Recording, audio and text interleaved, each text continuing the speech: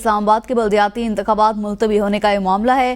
Election commission نے اعلامیہ جاری کر دیا۔ اعلامیے کے مطابق الیکشن کمیشن نے متعلقہ حکام کو موقف سننے کے بعد کمیٹی تشکیل دے دی۔ وزارت داخلہ نے انتخابات ملتوی کرنے کا مشورہ دیا۔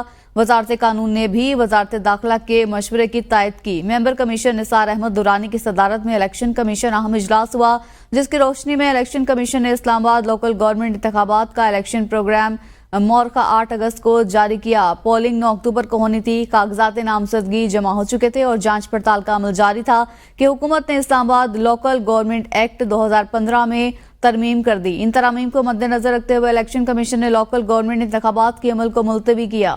مورخہ 8 اگست کو جاری کیا۔ پولنگ 9 اکتوبر کو ہونی تھی۔ کاغذات نامزدگی جمع ہو چکے تھے اور جانچ پڑتال کا عمل جاری تھا کہ حکومت نے اسلام آباد لوکل گورنمنٹ ایکٹ 2015 میں ترمیم کر دی۔ ان ترامیم کو مد نظر رکھتے ہوئے الیکشن کمیشن نے لوکل گورنمنٹ انتخابات کے عمل کو ملتوی کیا۔